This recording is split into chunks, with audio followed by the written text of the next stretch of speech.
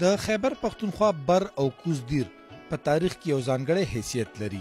2.5 کاله وړاندې تیر شوي د بود مت آثار اوس هم د دیر په مختلفو سیمو کې ځای په ځای کتلی کیدی شي.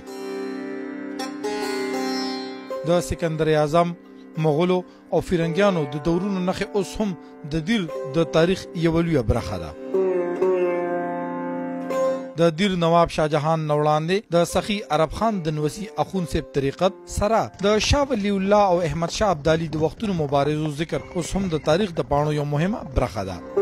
د دیر د عمرا خان د مړانې قصې اوس هم میاندې خپلو بچو ته کوي، چاته چې انګریزانو د مشرق د نیپولین خطاب ورکړی و. یو خودمختاره ریاست په توګه نواب شاهجهان د دیر اخري نواب ثابت شو او په کال 1901 کې دیر د پاکستان ریاست کې په مکمله توګه ضم کړلی شو.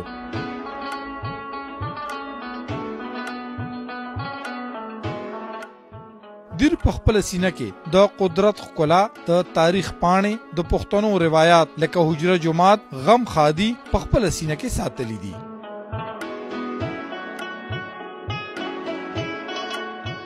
د دنګ غرونو، یخو چینو، غټو چینارونو، د نخترو، سیندونو او میدانونو نه مالامال د قدرت د غیر معمولی ښایست هغه خزانه ده چې د انسان تخیل ورته پسخیږي.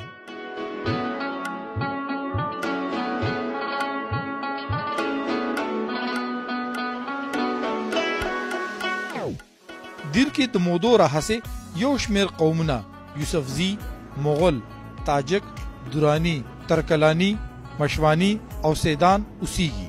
د کال 1919 د قومي مردم شماري تر مخه د بر او کوز دیر مجموعي آبادی خوشه 30 لکه ده.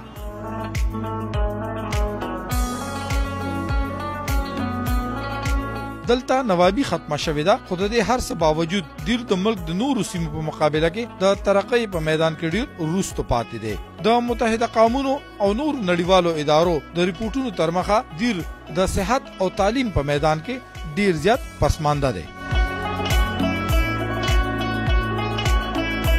د UNDP د کال 2019 د کلیز ریپورټ تر مخه بر دیر د ترقۍ په میدان کې ډیر وروستو او کوز دیر درمیاني درجه کې پاتې شوی دی او ویل کېږي چې په 13 کالو کې بر او کوز دیر د هیومن ډیولپمنٹ انډیکس کې 10% نور هم لاندې راغلی دی.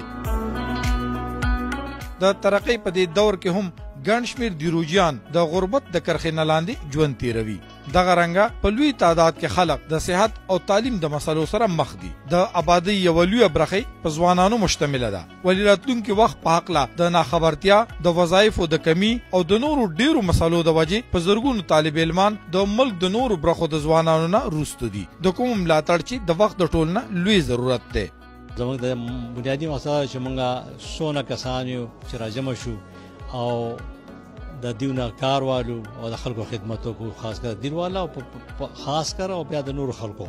د دیر سره تعلق لرونکي ډاکټر محب الله خان په کال 2008 کې د دیر د افسرانو په ملاتړ سره دیر آفیسر ویلفیر اسوسییشن تیګه کېښوده او تر اوسه پورې د ګڼ شمېر طالب علمانو او مریضانو د خپل وس مطابق علاج کړی دی او د دې تنظیم په مدد او د الله تعالی په فضل سره ګڼ شمېر طالب علمان خپل تعلیمی مقاصد ترلاسه کولو نه پس پر روزگار شوی دی.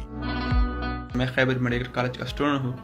मुझे ईटा प्रिपरेशन के दौरान दीर ऑफिसर वेलफेयर एसोसिएशन ने सपोर्ट किया, जिस पर मैं इनका बेहद मशहूर हूँ और इंशाल्लाह मैं ये मेरा आज़म है कि डॉक्टर बनकर मैं भी इस तरह लोगों की खिदमत करूँगा इंशाल्लाह. یو بل پکار راتلو لپاره په مختلف دفترونو کې په مختلف فورمز باندې دا یو بهترین ذریعہ ده د دیر آفیسر ویلفیر اسوسییشن. د دې نه علاوه د یتیمانو لپاره چې دوی کوم سهاره جوړیږي یا د غریبانو د چولهې چلولو لپاره چې دوی کوم ذریعہ جوړیږي یا د هغې سره سره د بیمارانو د امداد لپاره د هغوی د فاینانشل سپورټ لپاره یا نور سپورټ چې کوم پاسبل سپورټ دی هغې لپاره د دیر آفیسرز ویلفیر اسوسییشن چې کوم کردار دی هغه ډېر قابل تعریف دی. تنظیم په راتلونکي وخت کې هم دا رنګه د خدمت جذبه لري چې دیر د ترقۍ په میدان کې د ملک د نورو سیمو برابر شي. د دیر خلکو کې د صلاحیت کمی نشته، خو د تعلیم او د صحت په میدان کې وروسته دي. د تربیت او د لاس امداد غواړي. ډیره د خوشحالۍ خبره چې دیر سره تعلق لرونکي افسران کې ډاکټر محب الله صاحب په قیادت کې د دیر د خاورې د خلکو د خدمت لپاره کوششونه کوي. نو دې نیکو کارونو کې زما دعاګانې تاسو سره دي او زما مرسته تاسو سره ده. هغه خلکو چې په دې لړ کې عملی ګامونه پورته کړي دي د ستاینې وړ دي او تمه لرو چې د دیر د افسرانو جوړ دا تنظیم به دغه رنګه د خپل سیمې خدمت جاری ساتي. الله تعالی دې زموږ په ګامونو کې برکت واچي چې د خپل سیمې او خدمت لپاره نور هم عملی ګامونه پورته کړو.